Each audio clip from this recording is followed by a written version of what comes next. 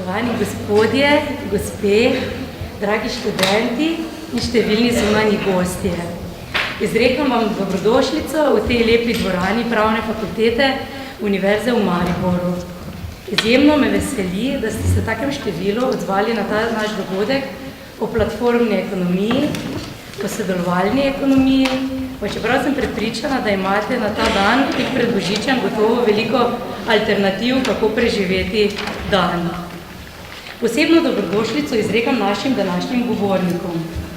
Spoštovani gospe komisarki Violeti Bulc, s katero sva ob veliko bolj toplem vremenu, kot je danes, skovali zamisel o današnji okrogli mizi. Violeta, moram priznati, da me je precej skrbelo, ali bo tudi dejansko lahko prišla. Politiki imate bolj nepredvidljive urnike, kot jih imamo akademiki, zato sem si po svoje sedaj oddahnila.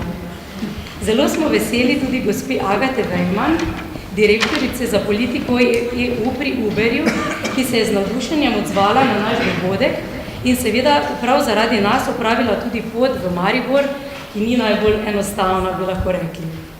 Dr. Marko Grobelnik z Inštituta Jožefa Štefana je nov slovenski glasnik za digitalno tehnologijo. Zato se mi je zdelo zelo pomembno, da je danes na govorniškem odru. Marko, lepa hvala za vašo vsestransko podporo dogodku.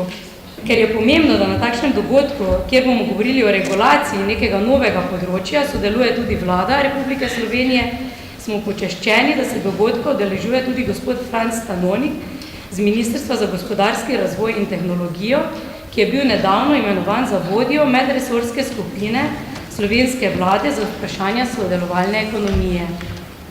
Končno naj izpostavim tudi dr. Simona Zupana, predstojnika oddelka za prevajalstvo na Filozofski fakulteti Univerze v Mariboru. Zdaj ne vidim čisto dobro, kje je Simon. Simon je zadaj, ki bo sproti gospe Agati prevajal dogodek v angleški jezik. Gospa Agata bo govorila angleško in nje v slovenščino ne bomo prevajali. Upam, da je tako prav, da torej nismo zagotavljali 150 slušalk. Vsi, torej Slovenci prisotni na dogodku, pa govorimo slovensko. A preden gremo na samo vsebino, vljudno prosim gospod dekanico Pravne fakultete Univerze v Mariboru, profesor dr. Vesno Rijavec, za kratek pozdravni nagovor.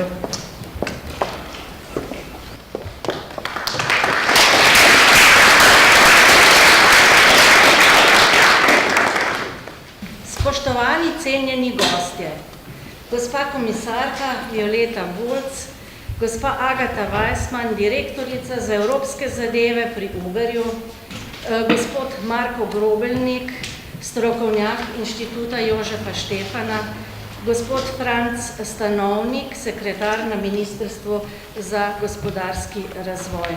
Spoštovani cenjeni zbor, drage študentke in študentje.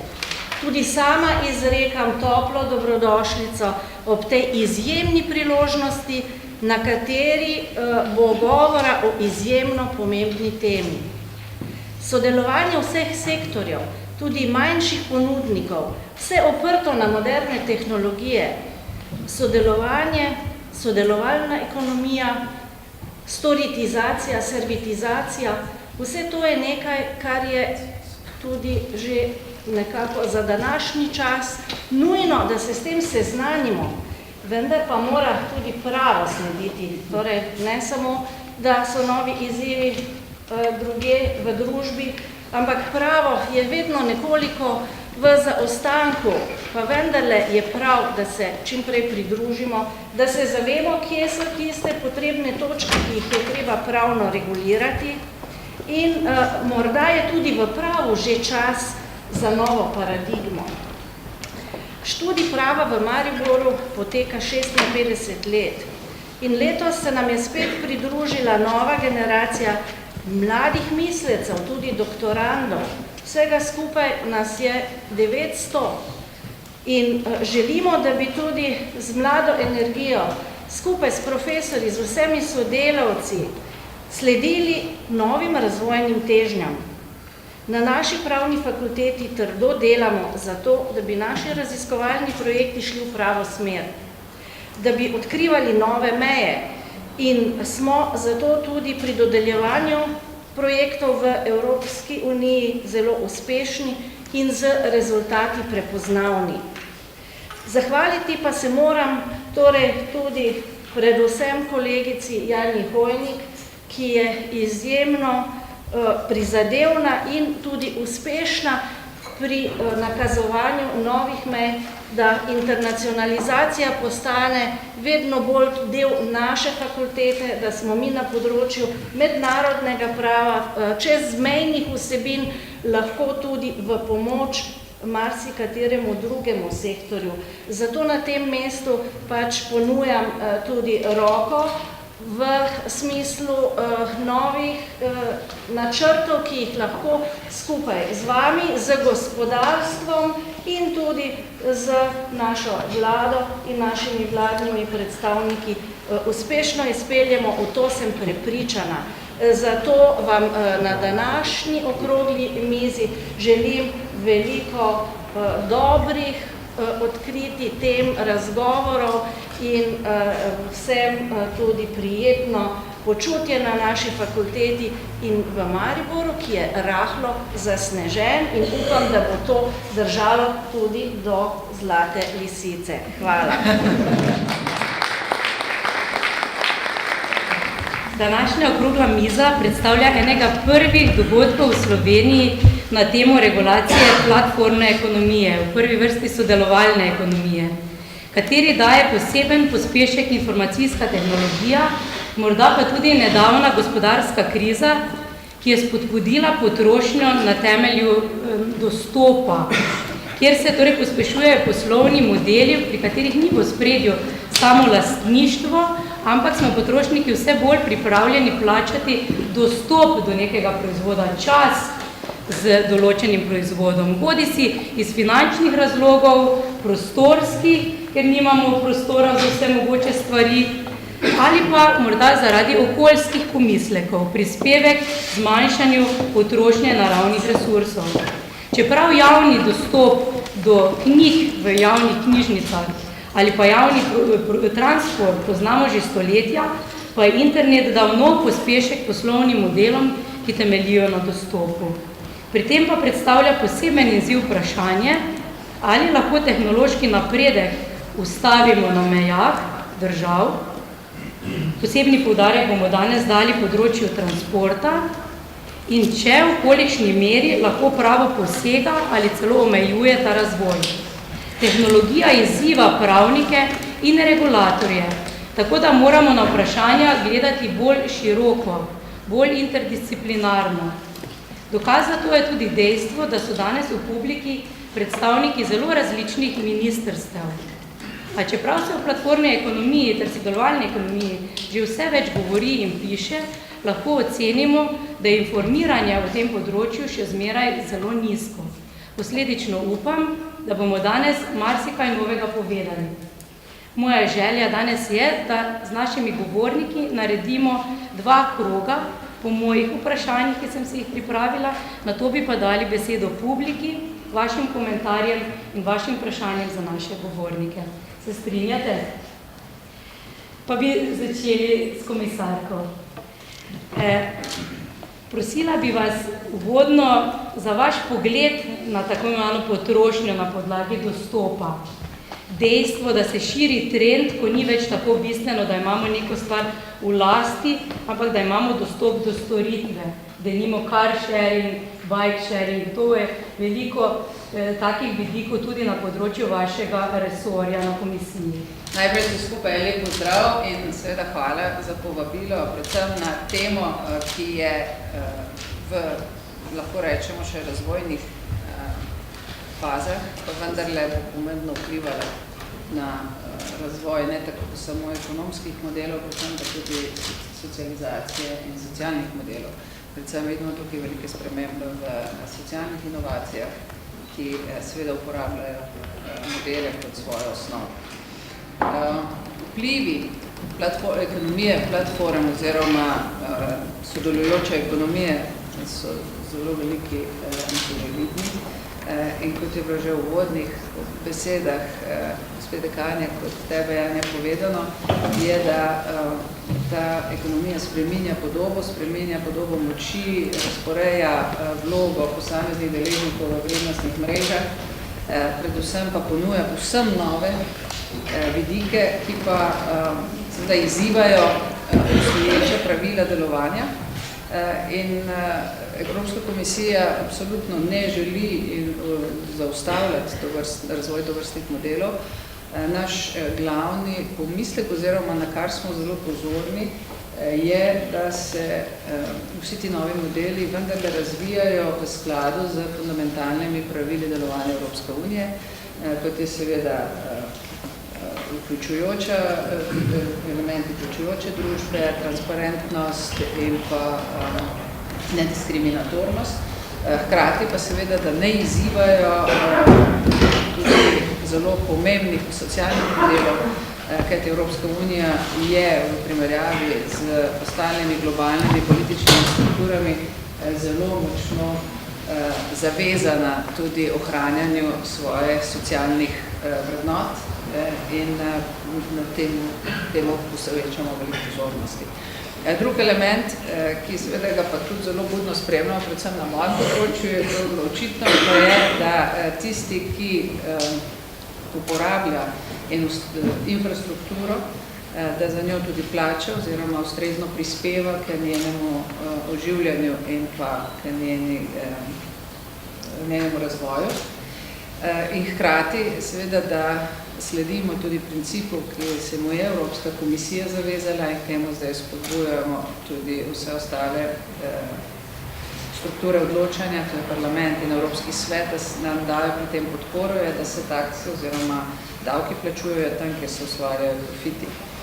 Tako da seveda skozi te očala je zelo dobrodošla pravna podpora, ker tudi sami ugotavljamo skupaj z tistimi, ki to novo filozofijo v družbi že tudi ekonomsko dobro razvijajo, da prosimo pravzaprav pravnike za pomoč, ker rabimo tudi pravni okvir in trenutno poteka kar nekaj tovrstnih primerov na nivoju Evropske unije, kjer v resnici prosimo pravne organe, da nam pomagajo razlagati obstoječe zakone oziroma da nam pomagajo oblikovati nov pravni okvir, ker Janja seveda igraš ti in vaša fakulteta zelo pomembno vlogo in upam, da bo Slovenija tukaj ostala tako zelo aktivna na evropskem nivoju pri soustvarjanju te nove pravne prakse. Mogoče to za enkrat, potem pa lahko s konkretnimi primeri iz prometa seveda podkrepim to, ker se dejansko zelo veliko v tem trenutku dogaja. Morda, če mi dovolil sem še to, mi smo imeli letošnjem letu, je bilo eno pomembno svetovno srečanje na to temo, World Economic Forum v Tianjinu na Kitajskem, kjer sem tudi bila povabljena in imela enega pomembnejših prispevkov k razumevanju te sodelujoče ekonomije na globalnem nivoju. To je tema, ki je prisotna zelo močno in tudi na tem področju smo se predvsem osredotočali na razumevanje različnih oblik sodelovalne ekonomije na eni strani, in tukaj zdaj meni zmanjka slovenskih izrazov in se vam opravičujem, da bom uporabila angleški izraz. Na eni strani imamo tako imenovano sharing economy, kjer seveda Evropska unija gleda na sharing economy kot na sodelujočo ekonomijo, kjer ti samo maksimiziraš uporabo osnovnih sredstev in zagotavljaš večjo učinkovitost, ki vodi k razogličenju, ki vodi k boljši socializaciji, ki vodi k boljšemu izkoriščanju osnovnih sredstev. To je recimo, če sem zelo konkretna, ko povabite kolegico ali kolega, da se z vami pelje od doma do službe in seveda prispeva tudi za bencin. To vrstne oblike sodelovanja mi ločimo od oblik sodelovanja, kot je recimo Uber, kot je Airbnb in podobne, ki pa so v bistvu gospodarske družbe in temu rečemo kolaborativna ekonomija, se pravi, sta dva izraza, ki upam, da bomo v slovenščini tudi našli dovolj ustrezna razlikovanja, da bomo lahko oba različna modela nagovorili, kjer pa seveda gre za korporativni pristop k uporabi koncepta sodelujoče ekonomije. In v tem primeru seveda tovrstne storitve oziroma ponudniki morajo biti predmet klasičnih korporativnih pravil. In to je v bistvu tisti element, ki trenutno izziva tudi s pomočjo podjetja, kot je Uber, izziva obstoječo prakso, kar je seveda pozitivno. Mladina oziroma newcomeri, novi igralci vedno izzivajo obstoječe in iščejo svoj prostor. Naša naloga pa je, da seveda to naredimo na nek trajnostno vzdržen način in da resnično najdemo pravila, ki bodo ustrezno vključevala tovrstna podjetja v delovanje in hkrati, kot sem že prej rekla, spoštovala tiste pravice in tiste pravne okvire, za katerimi pač Evropska unija kot tvorba stori. Bi se morda navezali sedaj kar na gospod Vejman, da nam uvodoma nekako predstavi svoje videnje prispevka Uberja k družbi. Predvsem bi me zanimalo, zakaj je Uber tak trendsetter, da tudi v pravnih teh akademskih člankih najdemo članke z naslovom Uber Economy. Se pravi, gospa komisarka je sedaj govorila o sharing economy, o collaborative economy, ne? Da se torej celo Uber obravnava kot poseben nek koncept. Thank you very much, and I wanted to say how grateful I am to be able to be here with you today in a city with such a profound automotive industry history, and also at the law faculty with such a big focus and expertise in internal market issues as well as in the digital future of Europe. In terms of Uber, I don't know, because I understand Uber is not yet available in Slovenia. I don't know if people have any experience in using our app. So a few words about what this whole thing is about. So Uber is a technology company that works on solving problems in the area of urban mobility, in ensuring that people are able to move in an accessible, affordable way from point A to B. And we are doing this primarily by activities in two areas. One area is ride sharing, and the other area is more future-oriented research and development work that we are conducting in the sphere of automated self-driving technologies. And when it comes to ride sharing, at the core, at the heart of Uber, there is an app that you can download to your mobile phone, and with that app, you can very seamlessly press a button and order a car from wherever you are. This is an app also which enables people who are willing to give a ride to other people to also download an app and press a button, and through this button access a bigger market of clients who are waiting to get a ride. So essentially, what the app is doing is helping drivers and riders connect with each other in a seamless way. So this is the basics. Now, when it comes to the phenomenon and generally the collaborative economy, I think European Commission has done a lot of amazing leadership in this area over the last 2 years already, I would say. First, with the single market, with digital single market strategy, and then the single market strategy, it identified the potential of collaborative economy as one of the key issues that will be bringing or fulfilling the promise of the single market of the European Union. And then, in June this year, there was a separate communication that laid out the principles and guidance to member states on how to unlock the potential of the collaborative economy that companies like ours are part of. So, in terms of the phenomenon itself, I think the first work that I have witnessed that was published in the European Union about the topic is a paper from a few years back, published by Lisbon Council actually, so a think tank, a Brussels-based think tank. And it has an interesting title of The Rise of the Micro-Multinational. It was the first time where researchers looked at the phenomenon of technology and platforms and how they actually are tools for small-scale economic activity, from freelancers to different small and medium businesses. What the researchers from Lisbon Council noticed was that with the technology available today, small, sometimes individual economic players have access to state-of-the-art technological tools that previously were available only to large-scale corporations who could heavily invest in technology, information services, and so forth. And this was a very interesting observation because they noticed that there is a very important factor of empowerment of the individual that is coming from technological development.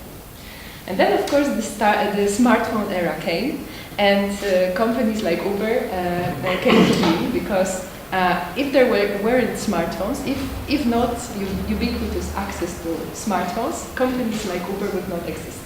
It's all about the capacity that you have in your pocket with the smartphone that accompanies you on a daily basis. So right now, Uber is available, operates in over 500 cities around the world. In Europe, we are present in 70 cities across 21 member states. And of course, we look forward to further opportunities for growth.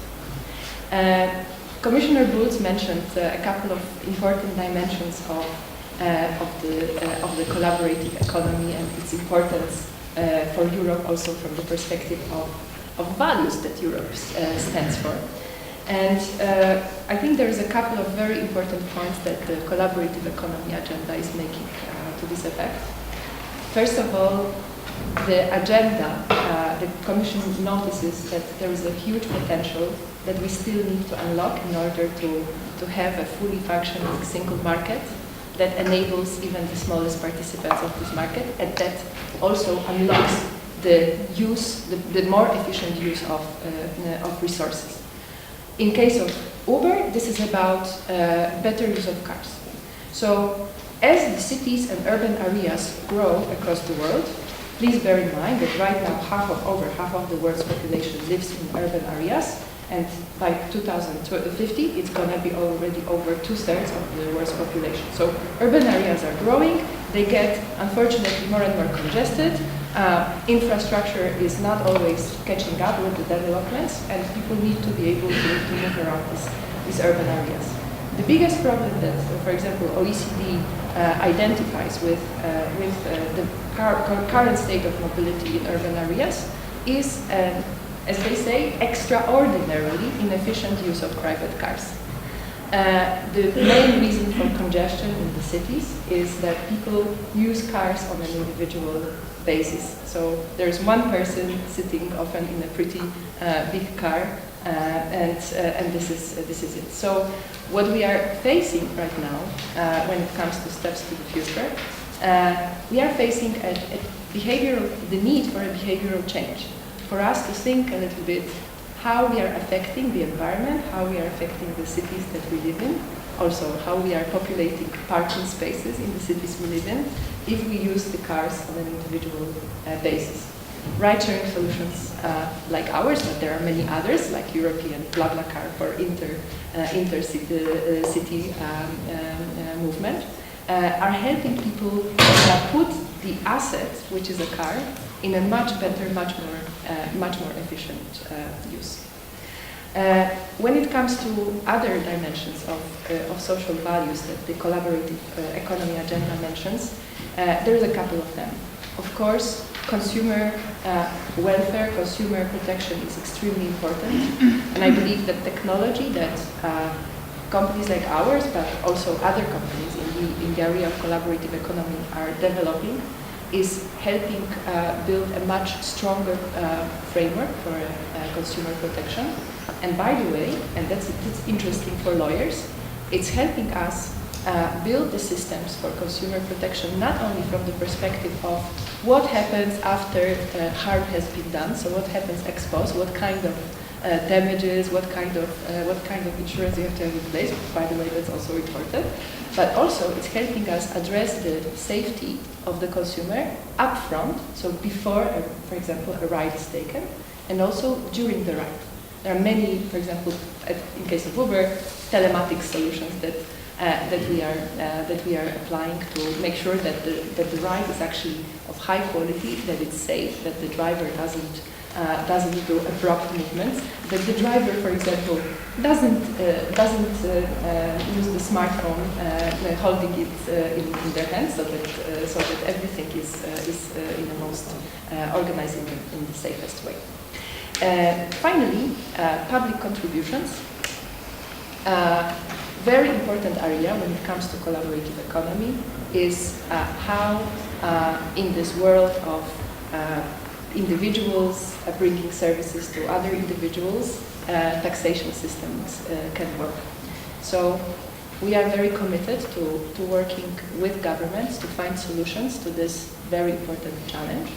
And I'm very happy to tell you that we have already very good cooperation in place with tax authorities in several European member states.